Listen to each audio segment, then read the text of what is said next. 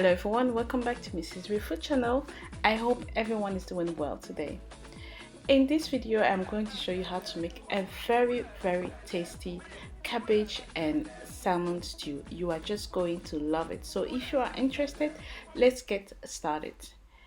So this is some fresh Scottish salmon slices that I have got, and I'm going to cut it into medium-sized chunks.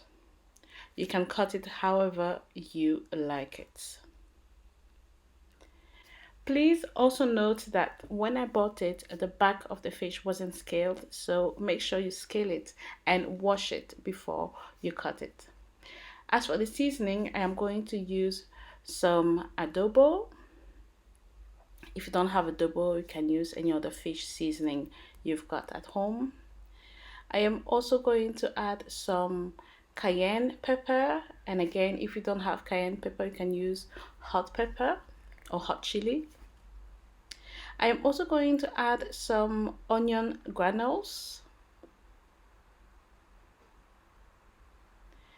some garlic granules. If you don't have this one, you can use garlic powder, and some yellow curry, or you can use the red curry if you prefer. So that's it for the fish seasoning. So now I'm going to give it a little stir and keep it on the side. In the meantime, I am going to pour some vegetable oil in my cooking pan, let it heat up, and then I am going to fry the salmon slices or salmon chunks. And also make sure you fry it on a medium heat because it's going to stick to the bottom, and you also need to be close to it and stir it, but always stir it gently because it's a very fragile type of fish. All right, so it shouldn't take you too long to fry. I fried it for about, let's say, 7 to 10 minutes, and then I am taking it out of the oil. So I'll keep it aside and put it back in my stew at the appropriate time. So right, the fish is fried and ready. Now I am going to add some onions, and I am going to fry it until it becomes translucent. So let's say between 4 to 5 minutes on medium heat. In the meantime, I am going to blend my scotch bonnets, onions, and fresh ginger, and also some minced garlic and ginger. So I'm going to put everything in my blender, and then I am going to add about 1.5 tablespoons of ginger and garlic paste, and then I'm just going to rinse it with a little bit of water and add it to the blender. Hey friends, so this is it. It's been blended, and it is the right time to add it to the onions. So I'm going to give it a little stir, and I'll leave it to cook for about 7 to 10 minutes on a medium heat to low. In the meantime, I am going to cut my cabbage. So this time I'm using the white cabbage, but this recipe also works with the red one or even the green cabbage if that's what you prefer. So I usually cut it in small sizes. You can also decide to shred it if you prefer, and then I am going to put it in my container to wash it. But before that, let's get back to our stew. It is now time to add in some tomato puree or tomato concentrates, and I'm going to use the whole tube you see here. Feel free to use much less, but I really use a lot of tomatoes in my stews. So now I'm going to stir it and leave it to cook for about 7 to 10 minutes on the lowest heat. Whilst I'm waiting for that to cook, I'm going to wash the cabbage. So I usually wash it with some cold water and discard the water after I have washed it. So that's pretty much it.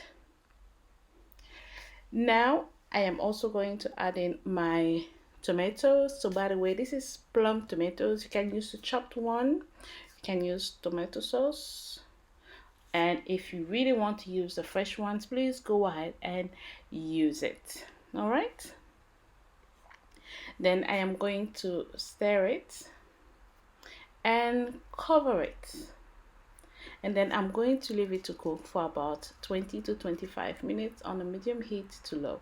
And this is how it looks like, and you can see that the oil has settled on top, and that's exactly what I am looking for. So I am now going to add in my cabbage. And by the way, you can also pre-cook the cabbage and add it to the stew later on. It is really up to you, but I like some crunch in my cabbage stew. Reason why I am doing it this way. So now I'm going to stir it, and I am going to add in my crayfish or shrimp seasoning. I am also going to add a small seasoning cube, and this is totally optional, guys. If you don't want to use cubes, please do not do it. This is my personal preference. And I'm going to add a little bit more of smoked paprika,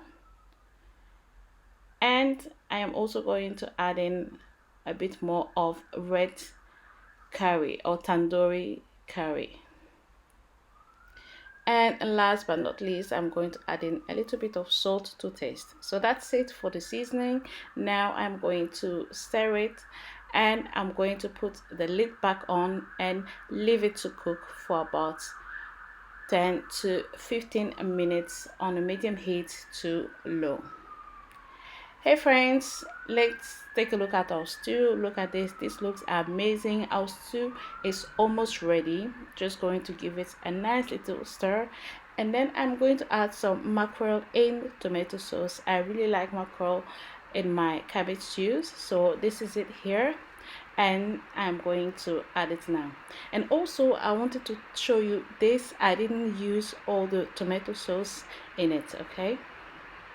And then it is also the right time to add back our fried salmon in our stew. Hey friends, I am telling you, this stew is one of the tastiest, because you know, it's the combination between the salmon, the mackerel, and the cabbage. It's just amazing. So now stir it gently, cover it back but not entirely, and leave it to cook for another 5 minutes or so, and voila, your cabbage stew is ready. Look at this wonderful stew. I am going to dish some out on a plate so that you can see it properly. Look at this fantastic stew, and I'm telling you, you are just going to love it. You just need to try it out. And this is it, guys. What are you going to enjoy it with? You know me and my rice. It goes very well with Thai homemade rice, which is perfumed rice, and also boiled yam and green boiled plantains. So this is the end of my video. I really hope you enjoyed watching it. If you did, don't forget to give me a thumbs up, share my videos, leave me a comment, and I'll see you next time for another recipe. Thank you all for watching. Bye bye. Take care.